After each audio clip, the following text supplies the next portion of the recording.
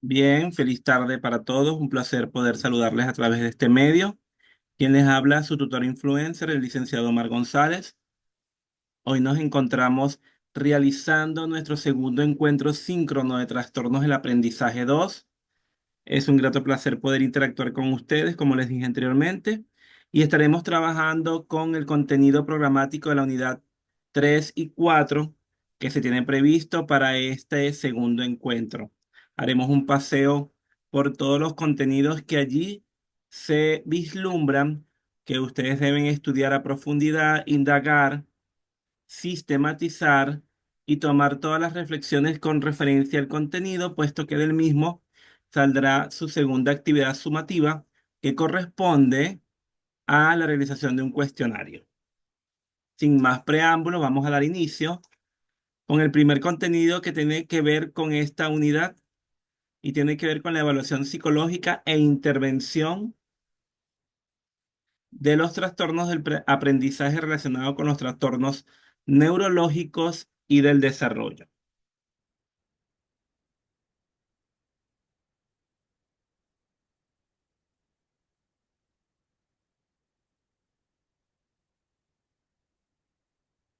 Entonces, fíjense, para entender el desarrollo del niño y sus posibles alteraciones, es necesario considerar que se trata de un ser biopsicosocial, que está en constante interacción con el medio, y es así que este va a influir de manera sustancial en su desarrollo y en su comportamiento. Siempre que pensamos en un niño, de inmediato lo asociamos a una vida familiar. La influencia del contexto social sobre el núcleo familiar afecta su relación entre sus miembros y por ende el comportamiento de los mismos. El entorno en que se desenvuelve el niño puede ser considerado como un indicador de salud o por el contrario de enfermedad o patología. En la medida que las conductas se desvían de la norma del contexto social o familiar, se consideran como anormales o patológicas y pueden llegar a ser clasificadas dentro de una nomenclatura diagnóstica, como vimos en el contenido pasado. En este contenido se conocerán algunas pruebas psicológicas y neuropsicológicas usadas para el diagnóstico de los trastornos del aprendizaje, que están relacionados con trastornos neurológicos y del desarrollo. Entre ellos destacan, bueno, discapacidad intelectual, discapacidad motórica, y en la discapacidad motórica tenemos la parálisis cerebral, la espina bífida, las distrofias musculares y otras más. En el caso de los trastornos por déficit de atención y comportamiento perturbador, también tenemos el trastorno del espectro autista y trastornos neurológicos de origen genético. Por otra parte, tenemos trastornos de la comunicación, trastorno del lenguaje, las disfasias, las afasias, las disfemias, las diglosias, las disfonias, entre otras que podemos nombrar.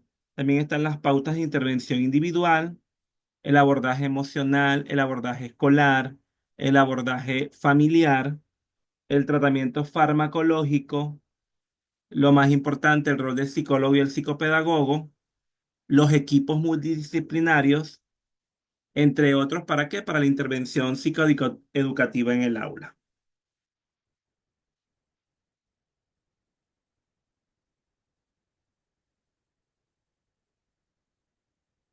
Fíjense que para esto es importante tener conocimientos de los trastornos del neurodesarrollo y la evaluación psicológica y neuropsicológica. Esto va a permitir evaluar el daño presente mediante el examen clínico de las funciones conservadas y no conservadas.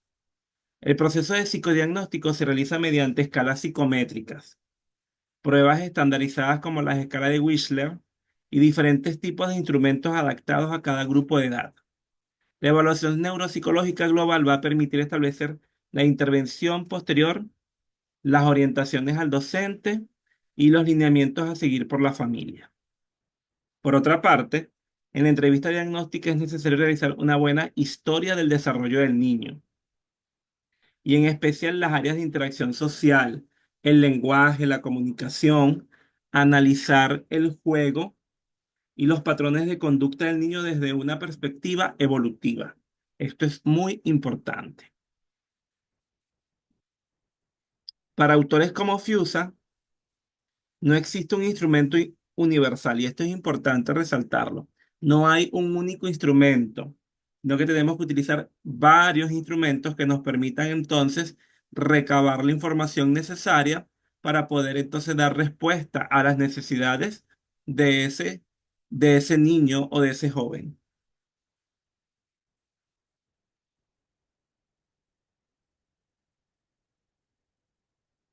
Por otra parte, para que se asegure una detención eficaz y eficiente, se deben conocer e identificar cuáles son las conductas críticas que nos deben poner en alerta según la edad cronológica.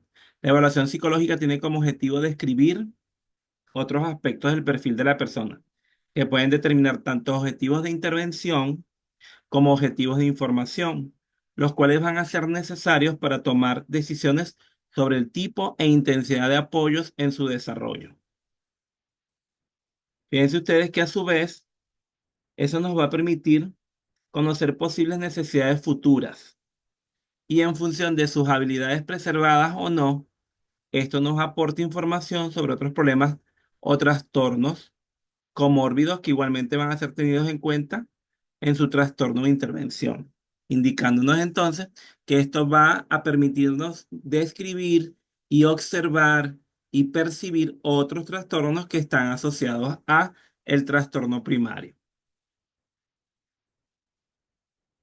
Fíjense que a nivel de los test estandarizados, los que suelen usarse en la parte clínica para evaluar trastornos neurológicos del desarrollo son el test del vocabulario receptivo de Pate-Boy, que tiene como finalidad la detención de dificultades en lenguaje y evaluación de la actitud verbal y del vocabulario. También tenemos el test de Illinois de actitudes psicolingüísticas, este instrumento tiene como objetivo, fíjense que la detención de posibles fallas o dificultades en el proceso de comunicación, fallas en la percepción, la interpretación o transmisión, que son causa de la mayoría de las dificultades relacionadas con el aprendizaje escolar. También tenemos la escala de Bailey de desarrollo infantil 3, que es toda una batería de evaluación diseñada para medir el desarrollo motor, el desarrollo cognitivo, el desarrollo del lenguaje, el desarrollo socioemocional y, por supuesto, el comportamiento adaptativo, tanto en bebés como en niños. Y esto permite identificar competencias y áreas de mejora del desarrollo, así como detectar la presencia de discapacidades, de retrasos en el desarrollo, y esto va a permitir establecer un programa de intervención de manera oportuna y de manera temprana.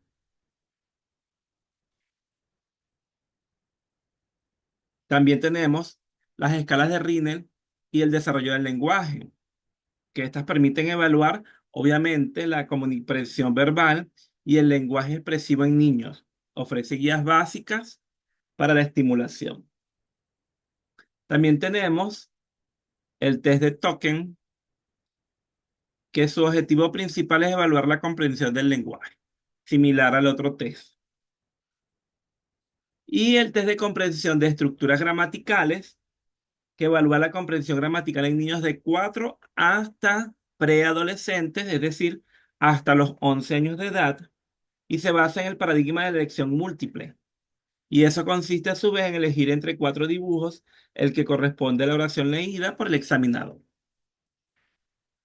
Piense que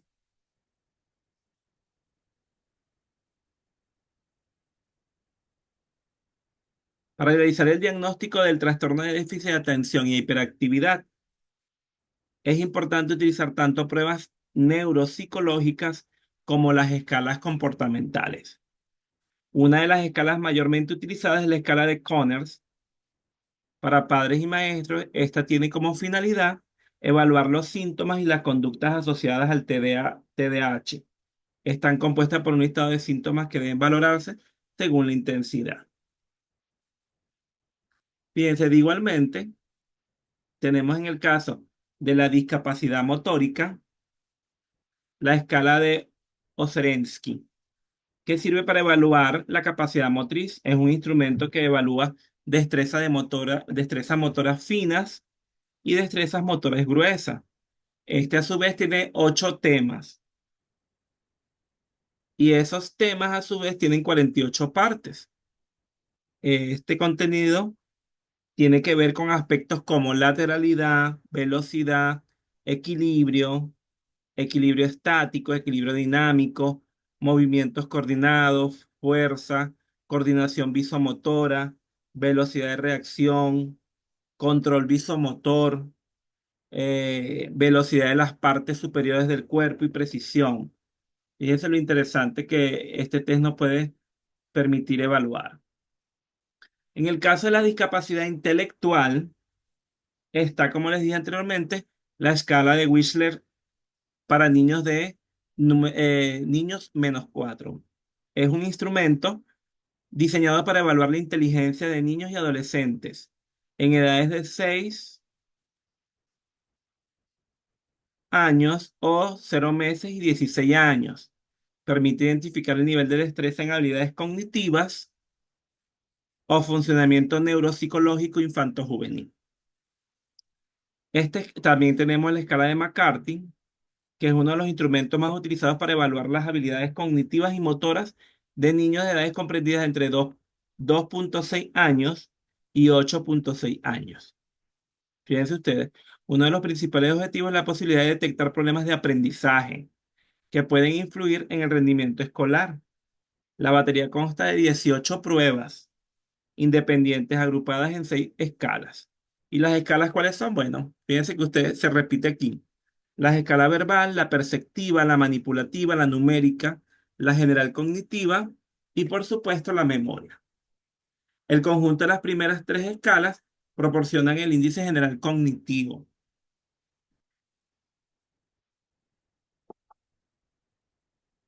Bien, ¿alguna pregunta hasta ahora?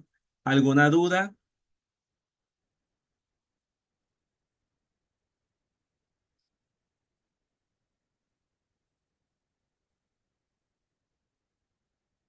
Por otra parte, tenemos el CAP-ABC, que es la batería de evaluación de Kaufman para niños. Es un instrumento clínico que se usa para la evaluación del procesamiento mental de niños con problemas auditivos o de lenguaje entre los 4 y los 12 años. Es utilizado como una medida de inteligencia y rendimiento de población infantil.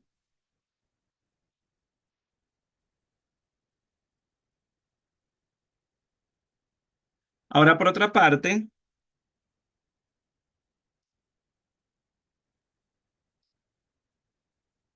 tenemos para el trastorno del espectro autista, el MATCHAT, o cuestionario para detección de riesgo de autismo a los 18 meses. Es un cuestionario específico de screening que consiste en una lista de preguntas acerca de conductas infantiles para descartar indicadores de trastorno del espectro autista. También tenemos el A2G, que es una escala de observación diagnóstica del autismo genérico, que consiste en una evaluación estandarizada que permite una evaluación y diagnóstico preciso del autismo y los trastornos generalizados del desarrollo en sujetos de distintas edades y niveles de desarrollo y del lenguaje. También tenemos el ADR, que es la entrevista para el diagnóstico de autismo revisada. Es un instrumento que consiste en una entrevista clínica en formato de entrevista dirigida a los padres, que permite evaluar las principales áreas de afectación del autismo, como son la comunicación, las intervenciones sociales y la rigidez cognitiva. Igualmente, también tenemos el CARS, que es muy conocido, que es la escala de evaluación del autismo. Es una escala de apreciación conductual considerada una herramienta de detección, la cual se puede aplicar en niños mayores de 2 años. Sirve también como herramienta de diagnóstico en casos de trastorno del espectro autista. También tenemos el IDEA, que es un inventario cuyo objetivo consiste en avalar 12 dimensiones características de personas con espectro autista o con trastornos profundos del desarrollo. Permite valorar la severidad y profundidad de los rasgos autistas que presenta una persona con independencia de cuál sea su diagnóstico diferencial. Ahora bien, en los trastornos de la comunicación y del lenguaje, según los autores antes señalados, hay que considerar algunos elementos particulares al momento de evaluar el lenguaje. Fíjense ustedes. Aspectos específicos a evaluar en las disartrias, que es la dinámica respiratoria, la musculatura facial labial lingual, la movilidad laringofaringea y la articulación de fonemas.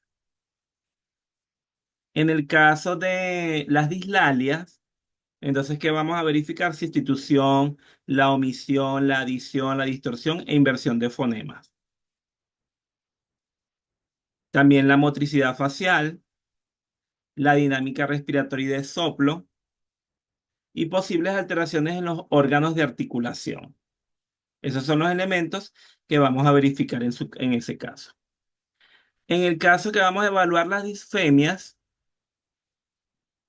¿qué vamos a verificar? Bueno, repeticiones y bloqueos de emisión, dinámica respiratoria con fonación o sin fonación, observación de trastornos vasomotores, medición de variables fisiológicas, que te digo, de respiración, tensión muscular, y manifestaciones conductuales, bueno, mutismo, inhibiciones, evitación comunicativa.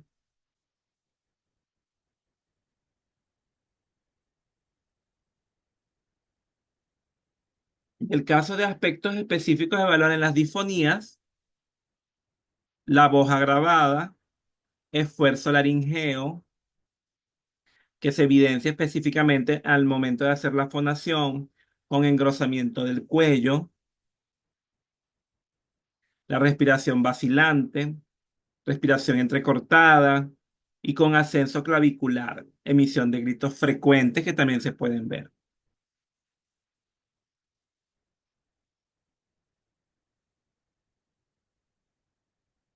En el caso de los trastornos farmacológicos, en los trastornos neurológicos y del desarrollo, fíjense que en el caso del trastorno por déficit de atención e hiperactividad, para muchos es conocido como un trastorno neurobiológico, caracterizado por la alteración de las funciones asociadas con la falta de atención, dificultad en el control de los impulsos. Hay autores como por ejemplo Skandar, dice que este trastorno puede variar en intensidad y forma de expresión de los síntomas, y estos pueden provocar desajustes leves, moderados o severos. De igual forma, este autor señala que se estima que se presente entre un 3 y 7% de los niños en edad escolar. Es una de las afecciones de mayor prevalencia en la población estudiantil. Por otra parte, fíjense que se puede decir que no existe medicación específica para el TDAH. Es decir, la medicación para mejorar los síntomas propios de este trastorno, no. Sin embargo, cuando existe irritabilidad, bajo nivel de tolerancia, se indican estabilizadores del estado de ánimo en dosis muy bajas de un antipsicótico que inciden en una evidente mejoría conductual. Entonces, fíjense cuáles son. Tenemos estimulantes del sistema nervioso, tenemos inhibidores de la recaptación de noradrenalina, tenemos antidepresivos con efectos en la dopamina y la noradrenalina y ansiolíticos, como les dije anteriormente.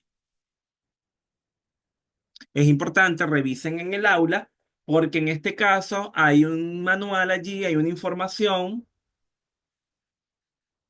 que es de la Academia de Pediatría y allí se profundiza en el aspecto farmacológico, que es bien importante. ¿Sí? Entonces, bueno, continuamos. Ahora bien, ¿cuáles son las pautas de intervención individual? ¿Cuál es el abordaje emocional? ¿Cuál es el abordaje escolar? ¿Cuál es el abordaje familiar de los trastornos neurológicos y del desarrollo? Bueno, fíjense. Hay autores que plantean que tanto la variabilidad de síntomas como la variabilidad individual obliga a que la intervención tenga en cuenta dichas características particulares. Por allí nos están hablando entonces de la singularidad al respecto. El apoyo conductual, por otra parte, proporciona una serie de estrategias que, a través de la adaptación de entornos y la enseñanza de habilidades, busca minimizar los problemas de conducta y mejorar la calidad de vida del niño y su familia. Esto está basado en la filosofía del modelo de apoyo y aprendizaje de habilidades adaptativas, que esto permite a su vez entender como un enfoque global de actuación que constituye un marco de intervención y aprendizaje aplicado a todas las personas, conductas y contextos. Entonces tenemos, por ejemplo, entrenamiento atencional. Las estrategias cognitivas y las conductuales parece que son las más eficaces para incrementar los recursos de afrontamiento del estrés de los padres de los hijos con discapacidades psíquicas. Percepción de control sobre el acontecimiento. Y en este caso hay dos tipos de control, el de la información y el conductual. Por lo que gracias a una información adecuada, los padres y madres puedan desarrollar las habilidades necesarias ¿para qué? Para modificar la conducta de su hijo. Aumentando la autoestima suele ser una consecuencia de la evolución del niño, ya que esto acostumbra a incrementar los sentimientos de autoeficacia y a reforzar la convicción de que están ayudando a su hijo. Fíjense cómo puede ayudar. De igual forma, tenemos las técnicas psicoterapéuticas dirigidas al control de la impulsividad.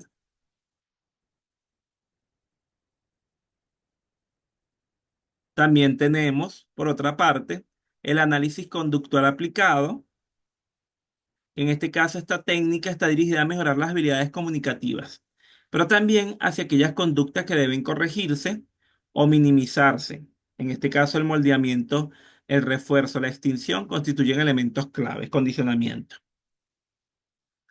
La reeducación fonética y respiratoria, por en el caso de la disfemia, entrenamiento en técnicas de relajación y respiración coordinada con la fonación. Luego está la rehabilitación neurolingüística con terapia del lenguaje, que también nos aporta y nos ayuda en este caso. Ahora bien, en el caso del abordaje escolar, fíjense que para lograr una adaptación eficiente eh, de los pacientes con trastornos neurológicos y del desarrollo dentro del ambiente escolar, hay autores que sugieren una serie de orientaciones que deben tomarse en consideración y pudiéramos decir que ellas destacan, por ejemplo, la enseñanza de comportamiento preatentivos basado en instrucciones específicas y control ambiental. Fíjense que destacan que este abordaje integral de los trastornos del desarrollo están íntimamente relacionados con la importancia de la atención transdisciplinaria. Es decir, no es una sola atención, no es un solo modelo, no es una sola dirección, sino que hay que ver como un amplio espectro de estrategias, de herramientas y de medios de apoyo, que a su vez esto van a favorecer la prevención y atención temprana para disminuir los efectos negativos a largo plazo. Entonces, también tenemos la ubicación del escolar en un sitio preferencial, fíjense que es otra recomendación, la eliminación de distractores y mantención de un nivel adecuado de estimulación sensorial, que esto es apropiado, predecible y baja los niveles de estrés. La estructuración de las actividades, manejo del tiempo, uso de módulos cortos de trabajo con descanso entre las actividades, entrega de actividades fraccionadas para que las puedan cumplir. Uso de reforzadores positivos en la actividad orientada hacia la tarea y uso de dinámicas grupales con entrenamiento en habilidades sociales, resolución de problemas y aprendizaje cooperativo. Fíjense cómo hay una serie de elementos a tomar en consideración.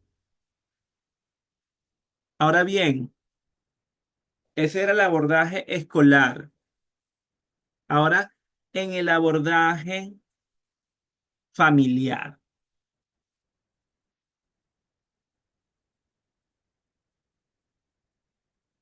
Fíjense que en el abordaje familiar hay un autor que señala que el desarrollo y la articulación de la familia es todo un desafío de emociones y aprendizaje. Esto indica entonces que la importancia del rol activo de la familia, esto es fundamental. Y esto a su vez es un elemento clave ¿para qué? Para que el niño que presenta un trastorno del neurodesarrollo pueda tener una evolución favorable. Entonces, fíjense, ahí tenemos, por ejemplo, la psicoeducación acerca del trastorno basada en información con sólido sustento científico. Esto es lo primero que tenemos que hacer para abordar la familia. Por otra parte, cumplimiento de las distintas modalidades de tratamiento requeridas para el escolar, o sea, aplicar las adecuaciones que se deban aplicar. Entrenamiento en habilidades parentales y estilo de crianza positivo. Bueno, cómo ellos van a significar eso que están sintiendo. Organizar y cumplir con las actividades extracátedra, como las deportivas, las recreativas, las de refuerzo académico, cómo condicionar, cómo inducimos y vamos manejando esa información. También tenemos procurar que los profesionales que atienden al escolar ofrezcan apoyo escolar. ¿Sí? Todos deben estar involucrados en pro de qué? De aportar apoyo al afectado. Utilizar recompensas, este método de condicionamiento, y regular el tiempo de las actividades diarias mediante el uso de horarios supervisados de estricto cumplimiento. Eso es importantísimo, crear rutinas para el trabajo y para el acompañamiento y la supervisión, que se cumplan las actividades previstas en los tiempos previstos. Ahora fíjense, en este caso, el rol del psicólogo, fíjense, el rol del psicólogo, el rol de los psicopedagogos y por supuesto de los equipos multidisciplinarios en esta intervención psicoeducativa en el aula de trastornos neurológicos y el desarrollo. Fíjense que, como hablamos anteriormente, se agrupa en una serie de condiciones en que el niño o adolescente presenta una alteración, presenta una disfunción o presenta una dificultad en general del funcionamiento intelectual y de la conducta adaptativa, como dijimos anteriormente. En este sentido es importante determinar indicadores de riesgo y para indicar esos indicadores de riesgo se hace mediante un diagnóstico psicológico precoz. ¿Para qué? Para poder prevenir o al menos controlar los posibles síntomas y las posibles consecuencias. Otro elemento importante, resaltar alguna pregunta, alguna duda hasta ahora que he ido avanzando.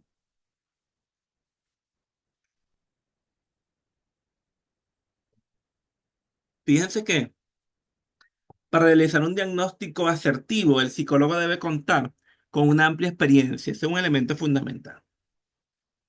Sobre la variada gama de síntomas asociados dentro de este grupo de trastornos. ¿Por qué? Debido a la alta prevalencia de comorbilidad y recurrir a diversas fuentes de información, como las entrevistas individuales, la observación conductual, las pruebas de habilidades cognitivas, las pruebas de lenguaje, las pruebas de remisión para exámenes médicos, que puedan descartar entonces otras afecciones recurrentes allí.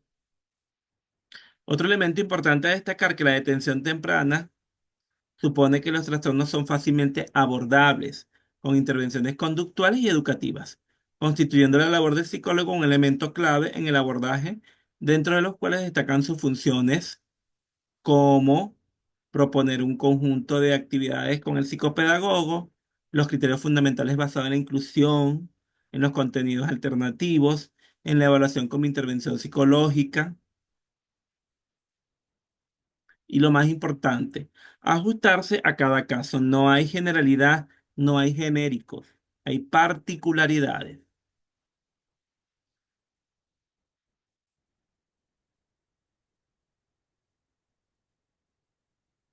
Fíjense que también está, por otra parte, la intervención de los psicopedagogos, que está en la intervención psicoeducativa, y con este grupo de trastornos se debe realizar atención personalizada a aquellos niños con diagnóstico de trastornos del neurodesarrollo y que tienen necesidades educativas especiales. Seguimiento individual de los niños, asesoramiento a la familia, apoyo al equipo docente, elaborar estrategias pedagógicas y esas estrategias a su vez deben ser innovadoras. Estas estrategias deben fomentar la inclusión de los niños con necesidades especiales. Piensen ustedes que el objetivo común, tanto para el psicólogo como para el psicopedagogo, como para el equipo multidisciplinario, es un nivel óptimo de funcionamiento cognitivo, social y emocional de ese joven o de ese niño en su vida diaria. Y esto a su vez va a permitir que la educación sea formativa, informativa y que se logre una eficiente educación inclusiva. Eso es fundamental, porque es algo difícil, hay mucha resistencia. ¿Sí? ¿Alguna pregunta hasta ahora? Bien, vamos a dar continuidad entonces a lo que establece la unidad número 4 que tenemos como contenido,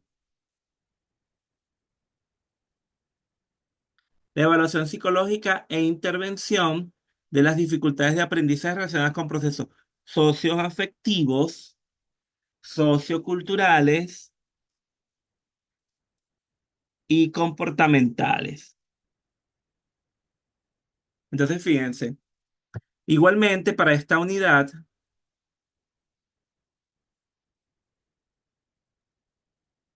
tenemos pruebas psicológicas y neuropsicológicas usadas para el diagnóstico de las dificultades de aprendizaje relacionadas con procesos socioafectivos, socioculturales y comportamentales. Igualmente, entonces tenemos o contamos con una serie de instrumentos que nos van a apoyar para poder diagnosticar de manera eficiente y oportuna todos estos elementos que les señalé anteriormente. Entonces, fíjense que para ello tenemos las escalas para medir la ansiedad, que por ejemplo está la escala de ansiedad manifiesta de Reynolds, que es un instrumento autoinforme que consta de 49 ítems, designados a evaluar el grado y naturaleza de la ansiedad en niños.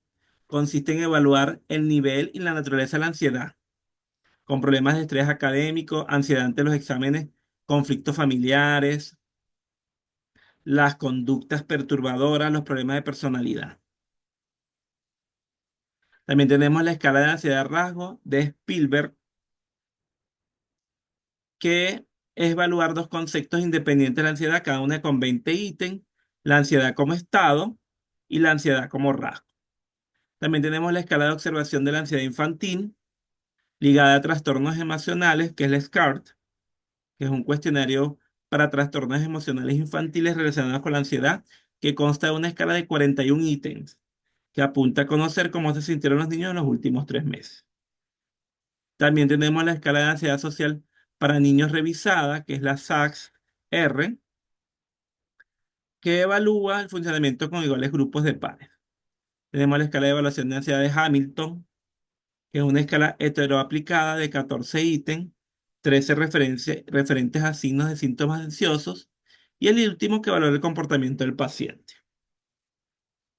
También tenemos el CAS, pues cuestionario de ansiedad infantil, que permite una evaluación rigurosa de los niveles de ansiedad de niños mediante los materiales de fácil aplicación, corrección e interpretación. Es de fácil aplicación.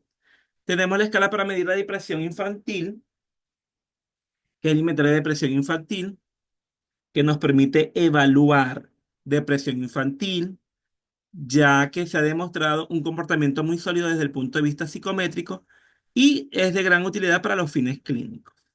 Tenemos el cuestionario de depresión para niños, que evalúa y da respuesta a aspectos globales como la afectividad, problemas sociales, la autoestima, la preocupación por la muerte y salud, sentimientos de culpabilidad, depresión, entre otros. También tenemos las escalas para medir conductas disruptivas, que está la STAXI-NA, que es el inventario de expresión de ira, estado rasgo en niños y adolescentes, Es un instrumento que evalúa la experiencia, la expresión y el control de ira. También tenemos la escala de comportamiento asertivo, que nos sirve para evaluar las conductas inadecuadas como la agresividad o la pasividad. También tenemos la escala de evaluación comportamental, que permite evaluar los aspectos adaptativos e inadaptativos de niños y de adolescentes. También tenemos el inventario de personalidad, que es el CPQ, que permite evaluar 14 rasgos de primer orden y 3 dimensiones globales de la personalidad en niños en edad escolar, que incluye escala de habilidad mental e inteligencia. Tenemos el test evaluativo multifactorial de adaptación infantil y tenemos el test de Bolles, que es un test de evaluación de la agresividad entre escolares.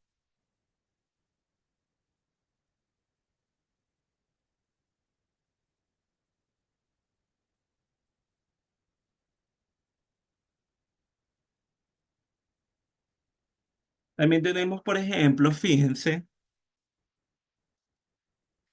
tratamiento farmacológico de las dificultades del aprendizaje, que están relacionadas con procesos socioafectivos, socioculturales y comportamentales.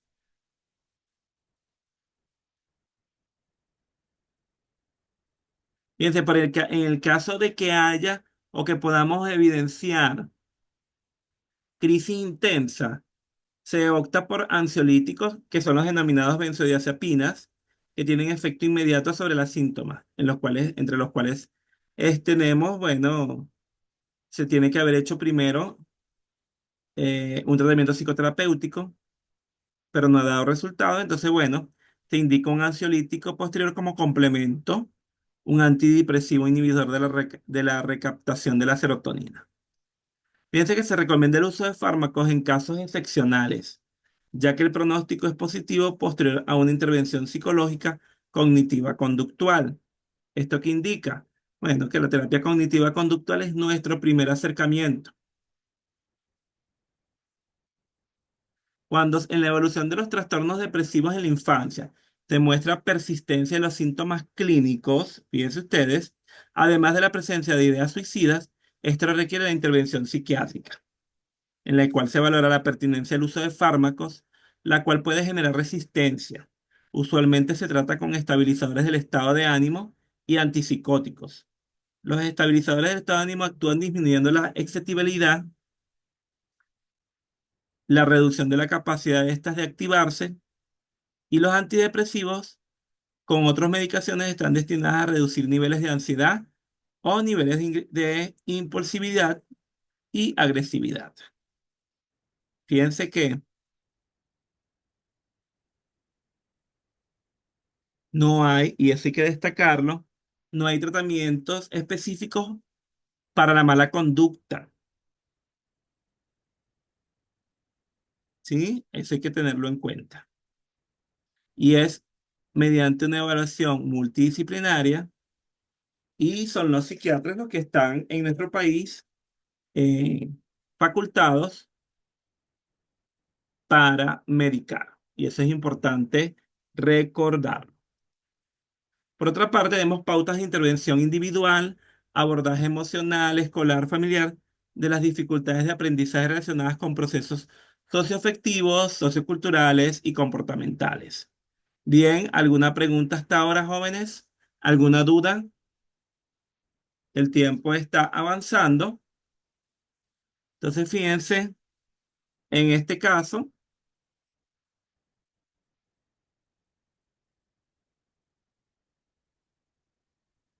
se va a trabajar con la asertividad, las estrategias de intervención, de inversión de roles y el trabajo cooperativo, que son algunos de los instrumentos que no deberían dejar de aplicarse en un programa de intervención integral.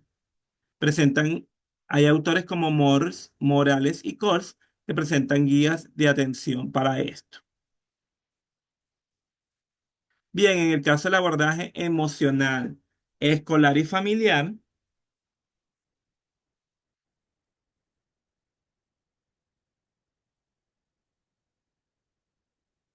igualmente, como señalamos al principio, en la otra unidad, debe existir un equipo multidisciplinario, deben generarse estrategias para trabajar en niños y adolescentes los trastornos depresivos, los trastornos comportamentales, los trastornos de ansiedad y debe trabajar el equipo multidisciplinario para dar respuesta oportuna a estas particularidades que pueden presentarse. Fíjense que en este caso, el rol del psicólogo y del psicopedagogo y los equipos multidisciplinarios tienen un papel protagónico. ¿Por qué? Bueno,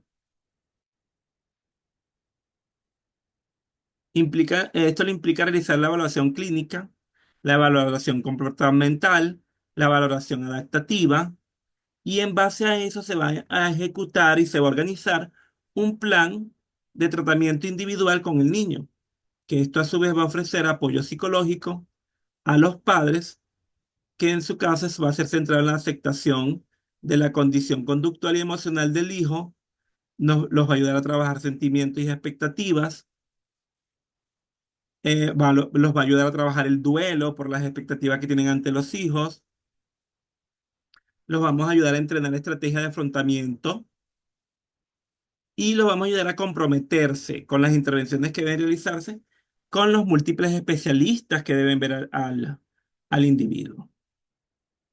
Por otra parte, el ayudarlos a comprender el trastorno, a sensibilizar a los docentes, que en muchos casos es difícil. También se les va a ayudar a orientar la planificación, se les va a orientar a las adaptaciones curriculares, a las adaptaciones de evaluación. Fíjense que todo esto son procesos socioafectivos, socioculturales y comportamentales. Fíjense todo el amplio espectro y todo lo que se debe desarrollar para darle una atención oportuna, eficiente y eficaz a estos casos.